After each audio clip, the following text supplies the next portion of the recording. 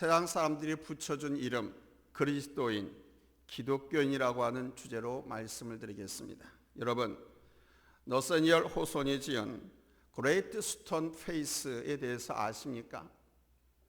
큰 바위 얼굴에 대한 이야기를 들어보셨습니까? 주인공 어네스트 집 근처 절벽 위에는 큰 바위 얼굴을 한 바위가 있었는데 언젠가 그 큰 바위 얼굴을 닮은 사람이 나타날 것이라고 하는 예언이 있었습니다. 어머니로부터 이 얘기를 들은 어니스트는 언젠가 그분을 꼭 만나겠다는 생각과 그 예언이 실현되는 날만을 손꼽아 기다리면서 자랐습니다. 그러던 어느 날 그 마을에 비상한 머리와 재능으로 타지로 나가서 큰 부자가 된 게도 골드라고 하는 사람이 찾아옵니다. 사람들은 그가 바로 그 큰 바위 얼굴이라고 생각했습니다. 그러나 어니스트는 그를 직접 보고는 실망하고 말았습니다. 왜냐하면 그는 큰 바위 얼굴이 아니었기 때문입니다. 그로부터 수년이 흘러 이 어니스트는 청년이 되었습니다. 그가 청년이 되었을 때 그 마을 출신의 올드 블러드 앤드 썬더 장군이 찾아왔습니다. 사람들은 그 장군이 큰 바위 얼굴이라고 생각했습니다. 그러나 역시 그도 아니었습니다. 그로부터 또 세월 흘러서 유명한 정치가 올드 스토피니스가 찾아왔습니다. 그 또한 예언의 인물로 등장했지만 큰 바위 얼굴에 나타난 숭고한 이미지는 그에게서 찾아볼 수가 없었습니다. 그 어니스트는 전도사가 되어서 그 지역에서 섬기게 되었고 그의 이름이 차차 세상에 알려지게 되었을 때 그는 한 시인을 만나게 됩니다. 사람들은 그 시인이 큰 바위 얼굴이 아닐까 생각했습니다. 어니스트 역시 그 시인이 예언의 인물일까 이렇게 생각했지만 이내 그 시인도 큰 바위 얼굴이 아니라는 것을 깨달았습니다. 시인을 만날 그날 저녁 이 어니스트는 마을 사람들에게 강연을 하기로 되어 있었습니다. 시인과 함께 강연장에 간 어니스트가 마을 사람들 앞에 서서 설교를 했습니다. 그의 표정과 목소리, 그의 모습에서 시인은 그가 바로 큰 바위 얼굴임을 알아보게 되었습니다. 시인은 설교하는 어니스트의 모습을 보고 어니스트가 큰 바위 얼굴이다 라고 소리쳤습니다. 바로 어니스트가 큰 바위 얼굴이었던 것입니다. 사람은 내가 연모하고 존경하는 사람을 계속 바라보면 그 인물을 닮게 되어 있습니다. 그래서 우리에게는 믿음의 멘토가 필요합니다.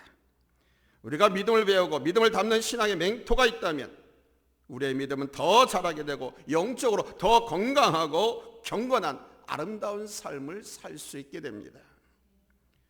우리의 최종적인 신앙의 멘토요, 우리가 바라보고 닮아야 할 대상은 바로 예수 그리스도이십니다. 본문 5절에서 이 예수를 본받으라고 말씀합니다. 이제 인내와 위로의 하나님이 너희로 그리스도 예수를 본받아 서로 뜻이 같게 하여 주사 그랬습니다. 그렇습니다, 여러분. 우리가 이 세상에서 하나님을 경외하면서 살아가면서 본받아야 할 대상은 바로 예수 그리스도, 예수님이신 줄로 믿습니다. 왜 예수님을 본받아야 하는가? 그 첫 번째 이유는 우리 예수님의 모든 사역의 중심은 하나님의 영광을 위한 것이었기 때문입니다. 오늘 보면 3절에서 말씀합니다. 우리 한번 같이 읽겠습니다. 3절 찾았으면 아멘합니다. 합독합니다. 시작. 그리스도께서도 자기를 기쁘게 하지 아니하셨나니 기록된 바 주를 비방하는 자들의 비방이 내게 미쳤나이다 함과 같으니라. 아멘. 이 말씀은 다윗이 지은 시편 69편 9절 말씀을 인용한 것입니다. 다윗이 아들 압살롬의 반역을 피해서 자신이 처한 암담한 상황을 하나님께 토로하면서 하나님께 궁일과 구원을 호소하며 기도하였었는데 이 시에 바로 그리스도의 순환, 메시아의 순환을 예언하는 구절들이 나옵니다.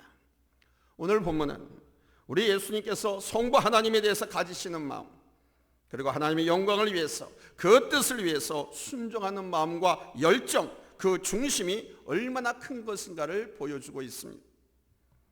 그 중심과 열정을 사두개인과 바리새인들, 율법주의자들이 비방하고 핍박했습니다. 그러나 중요한 것은 하나님에 대한 우리 주님의 중심과 열정입니다. 우리 주님의 모든 사역의 중심은 바로 하나님 아버지의 영광을 위한 것이었습니다. 예수님은 한 번도 당신이 영광을 받으려고 하지 않았습니다. 이적과 기사를 베풀었을 때 당사자와 그것을 본 사람들은 놀랐고 주님을 따랐습니다. 그러나 주님은 그들에게 이 일을 드러내지 말라고 당부하셨습니다. 오병이의 기적을 행하셨을 때 사람들은 예수님을 이스라엘 왕으로 옹립하려고 했습니다. 그러나 예수님은 그들의 그 마음을 아시고 한적한 곳으로 피하셨습니다. 십자가는 고통스러운 것입니다. 그것을 잘 아셨기에 우리 예수님은 겟세마네 동산에서 밤이 새도록 땀방울이 핏방울이 되도록 기도하셨습니다. 그러나 하나님 아버지의 뜻이 십자가에 달려 죽는 것이라는 것을 깨닫고 내 뜻대로 마시고 아버지의 원대로 되기를 원하나이다 라고 하시고 제자들에겐 일어나 함께 가자 라고 말씀하셨습니다. 오직 하나님의 뜻을 향한 하나님의 영광을 위한 삶이요 사역과 말씀이었습니다. 우리 예수 믿는 하나님의 자녀들, 우리들의 중심도 여기에 있어야 합니다. 우리의 일과 사역 그리고 삶, 모든 것이 내게 초점을 맞추는 것이 아니라 바로 하나님의 뜻과 하나님의 영광에 초점을 맞추어야 합니다.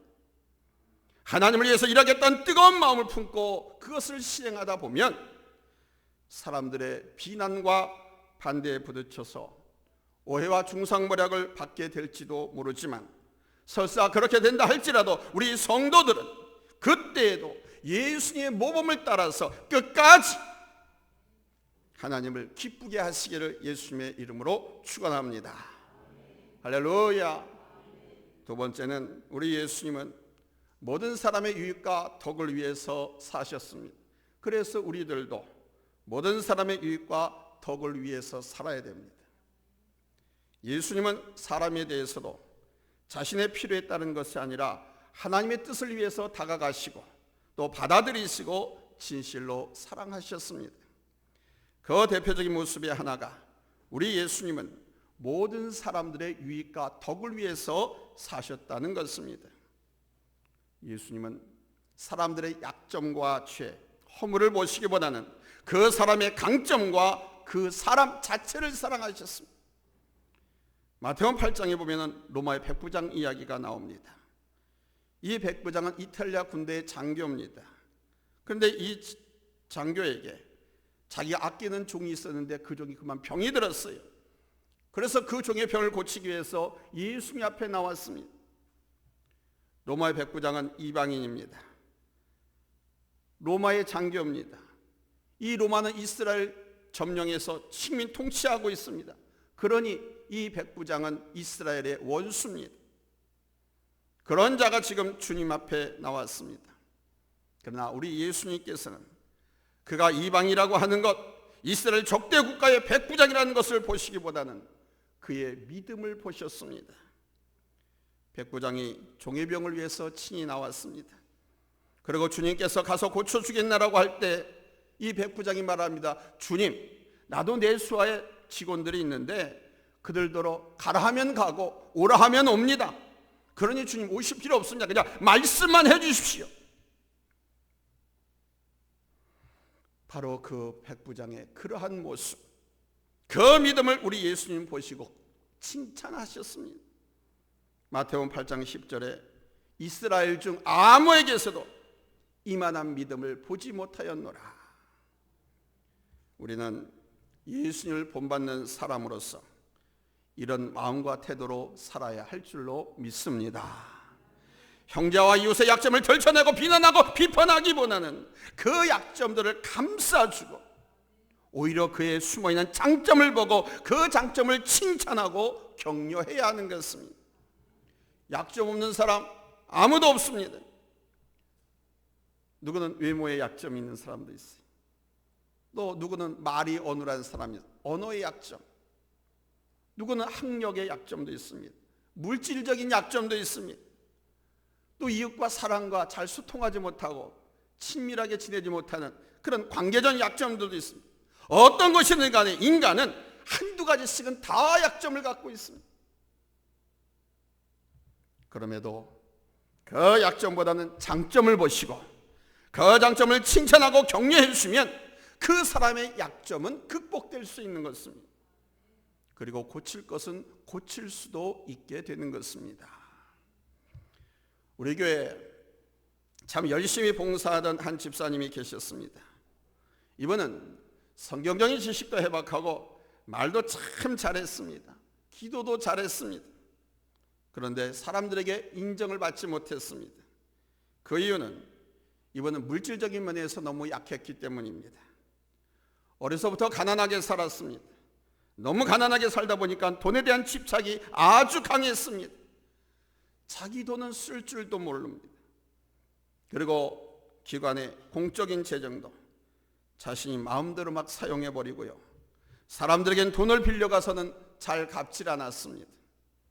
그러다 보니 이분을 사람들이 불신을 했습니다. 그러나 저는 그분의 배경을 알고 이해하면서 그분이 갖고 있는 장점을 격려하고 칭찬하면서 훈련시켰습니다. 가끔씩 재정에 대해서도 가르치고 잘못하고 있는 부분에 대해서는 부드럽게 훈계도 했습니다. 그러다 보니까 그분의 그 약점이 조금씩 극복되기 시작했습니다. 더 이상 물질, 재정 때문에 시험에 들지 않고 또 성도들에게도 시험을 주지도 않게 되었습니다. 그러더니 어느 날 자기의 과거를 알고 있는 사람이 있다는 것이 부담이 되었는지 다른 이유를 대고 교회를 떠났습니다.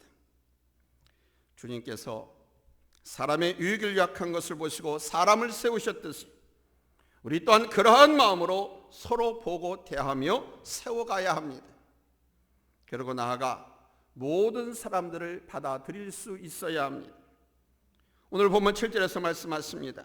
그러므로 그리스도께서 우리를 받아 하나님께 영광을 돌리신 같이 너희도 서로 받으라.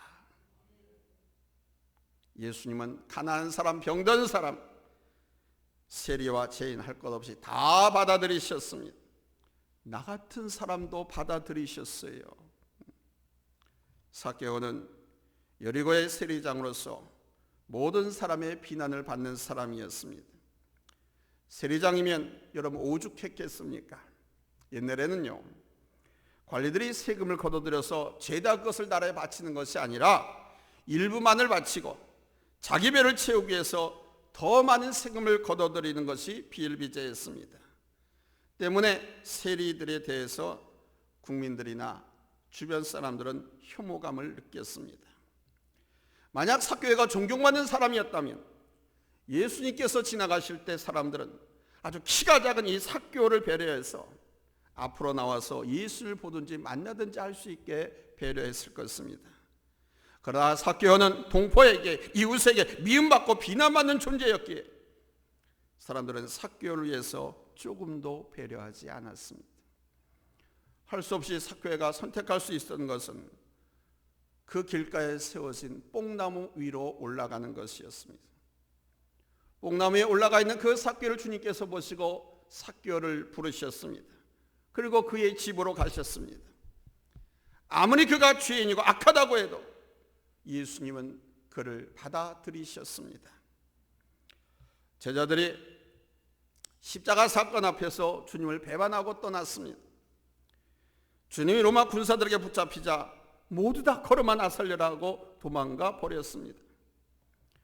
베드로는 재판정에서 예수님의 수제자라고 자청했던 베드로는 예수님을 3번씩이나 모른다고 부인했고 마지막 3번째는요 저주까지 하면서 부인했습니다. 이 정도면 배반도 보통 배반이 아니죠. 그런데 우리 주님은 그들을 받아들이셨습니다. 네가 어떻게 그럴 수 있냐? 안 봐. 다시는 내 앞에 오지 마. 그러지 않았습니다. 부활하신 우리 주님께서 직접 저들이 있는 곳을 찾아가셨습니다. 가서 저들에게 평안을 빌어주셨습니다. 노하지 않으셨어요. 책망하지 않으셨습니다. 평안을 빌어주셨습니다. 그런데 문제는 여기서 또 한 번 그 제자들이 주님께 실망을 안겨주었습니다. 저들은 십자가 달려 돌아가셨던 주님이 사흘 만에 부활하시고 부활하신 그님을 직접 만나고 부활하신 예수님을 목격했습니다. 주님께서 친히 저들에게 몇 차례 찾아오셔서 만나주시고 말씀도 주셨습니다. 그럼에도 불구하고 저들은 자기 고향으로, 자기 본업으로 갈릴리 호수로 다 돌아갔습니다. 가서 그물을 던졌습니다. 한 번 더 우리 주님께 커다란 실망을 안겨드린 것이죠. 그럼에도 우리 예수님은 다시 저들을 찾아오셨습니다. 특별히 베드로를 불러 세우고는 베드로야, 네가 나를 사랑하느냐? 주님을 저주까지 하면서 부인했던 가장 나쁜 놈이라고 생각하던 베드로를 지목해서 베드로야, 네가 나를 사랑하느냐? 베드로야, 네가 나를 사랑하느냐? 3번 물으신 후 베드로가 겸손하게 죄스러운 마음으로 사랑합니다 라고 고백했더니, 그래, 그러면 내 양을 치라. 다시 미션을 주시고 사명을 주시고 축복을 해 주셨습니다. 세 번째 됐습니다. 따라서 우리는 먼저 가까운 사람에 대해 용납할 수 있어야 합니다.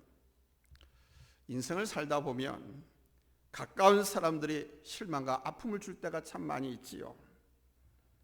가장 가까운 남편과 아내, 또는 부모와 자식, 아주 절친한 친구나 교회 직분자들, 그리고 성도님들로 인해서 실망을 하게 되거나 상처를 받을 때가 있습니다. 바로 이들에 대해서 내가 먼저 용납할 줄 알아야 합니다.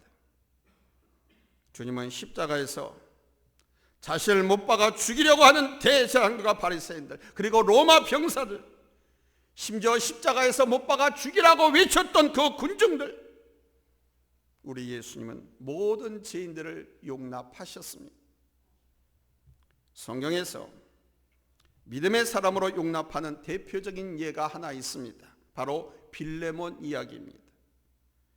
빌레몬에게는 오네시모라고 하는 종이 있었습니다.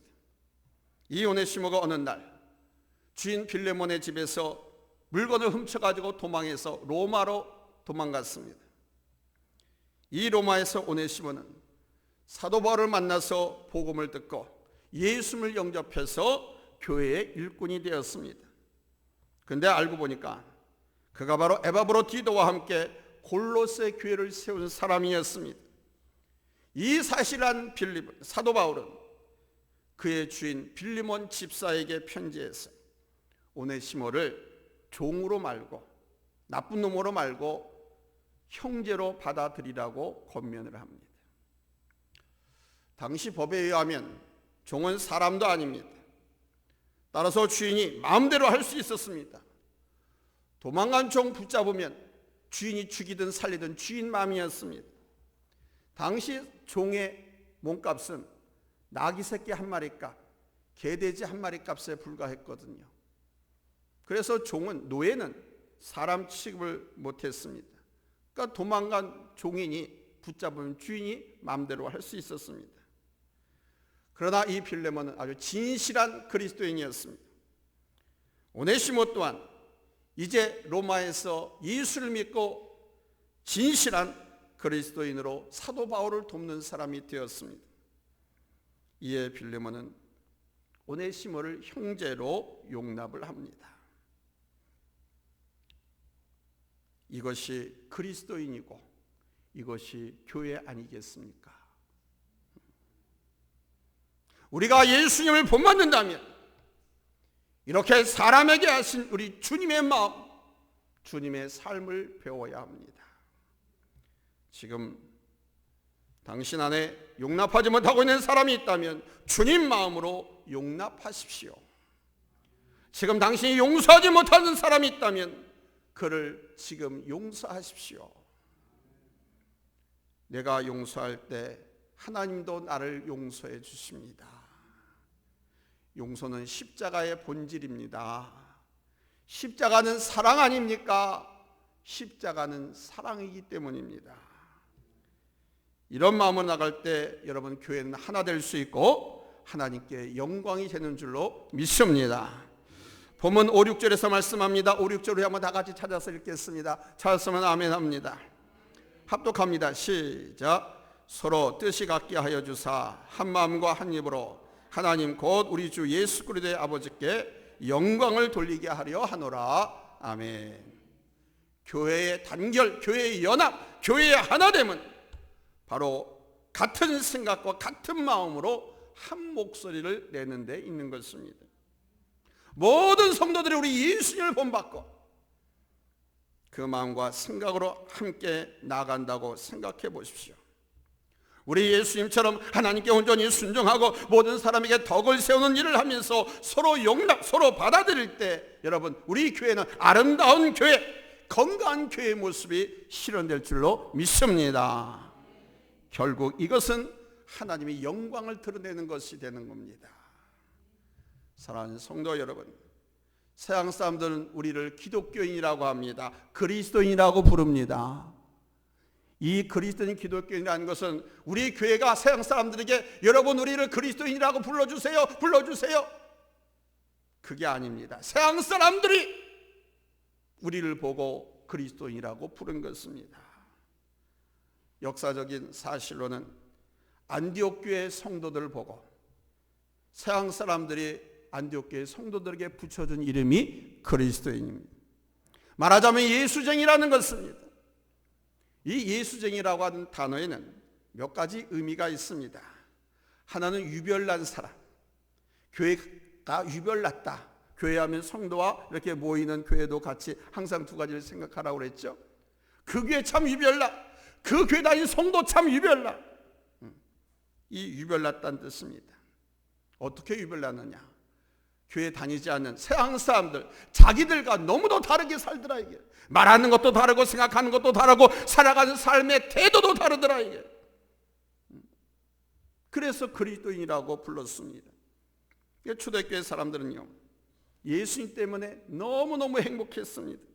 핍박을 받았는데도, 문종락도를 빼앗겨서 도망가 살았는데도 너무너무 행복했습니다. 예수님 때문에 모든 것을 잃은 것 같았지만 예수님 때문에 모든 것을 공급받았습니다. 그래서 이기적이지 않고 자기 것을 자기 것이라 하지 않고 서로 나누고 베풀며 살았습니다. 거기에다가 교회 안에서 하나님의 능력이 나타나기도 했습니다. 이적과 기사가 막 일어나서 사람이 할 수 없는 일을 하곤 했습니다. 또한 도덕적으로 그리스도인들은 성결한 삶을 살았습니다. 거짓되지 않고요, 악을 행하지 않고요, 사기치지 않고요, 시기나 질투 다투지 않고요, 서로 사랑하는 모습이 아름다웠습니다. 참 행복한 모습을 갖고 있었습니다. 이러한 모습을 본 서양 사람들이 시기심 반 부러움 반에서 그리스도인 예수쟁이라고 불렀던 것입니다. 또 하나는 예수쟁이란 예수께 미친 사람, 곧 예수를 닮은 사람이라는 것을 의미합니다. 모모쟁이, 쟁이. 여러분 수다쟁이 하면 수다를 엄청 잘하는 사람을 수다쟁이라고 그러죠. 그렇죠? 풍각쟁이, 뭘 갖다 풍각쟁이라고 그래요? 노래, 코미디, 이런 걸 잘하는 사람을 풍각쟁이라고 합니다. 그 분야에 최고의 능수능란한 재능을 가진 사람, 이걸 쟁이라고 합니다. 그러니까 쟁이라고 하는 말은 그 분야의 전문가라는 것입니다. 프로페셔널. 옛날 사람들은 상업이나 공업을 천시 여겼고요, 또 그런 일에 종사하는 사람에게 대해서 쟁이, 무슨 쟁이, 무슨 쟁이 이렇게 불렀습니다. 대장쟁이 기억나시죠? 그러나 사실 지금 생각해 보면 그 쟁이라고 하는 것은 전문가고 그 일에 전적으로 매달린 사람입니다. 그러니까 예수쟁이란 뭐냐? 예수님께 전적으로 매였고 예수님께 붙잡혔다는 것을 의미하는 거예요. 이것을 다르게 말하자면 예수님을 닮은 사람들이라는 거예요. 아멘. 예수를 닮은 사람들, 이게 기독교인, 이게 그리스도인이라는 것입니다. 결국 이것은 하나님께 영광 돌리는 이름인 것이죠. 지금 당신은 하나님께 영광을 돌리고 있습니까? 예수님을 닮을 때 우리는 하나님께 영광 돌리는 그리스도의 삶을 살면서 우리가 본래 지음받은 가장 본질적인 삶을 살게 되는 것입니다. 우리가 더 주님을 묵상하고 바라보며 주님을 온전히 본받는 우리 모든 성도님들이 될 수 있기를 예수님의 이름으로 축원합니다. 아멘. 할렐루야. 세상 사람들의 여러분의 형제에게 동료 친족 간에서 너는 그리스도인이야, 진실한 예수쟁이야 하는 말을 들을 때 하나님께 영광이 되고 그들 또한 하나님께로 인도할 수 있는 것입니다.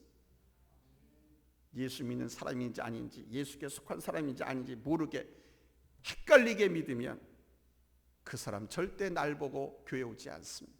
예수 믿지 않습니다. 내가 정말 예수 편에 서서, 하나님 편에 서서 예수쟁이다운 소리를 듣고 살아야 전도가 될 수 있습니다.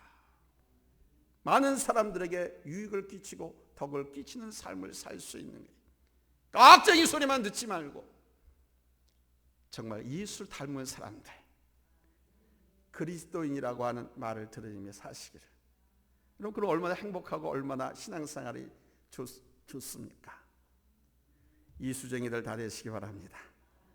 그리스도인 다 되시기 바랍니다. 기도합니다.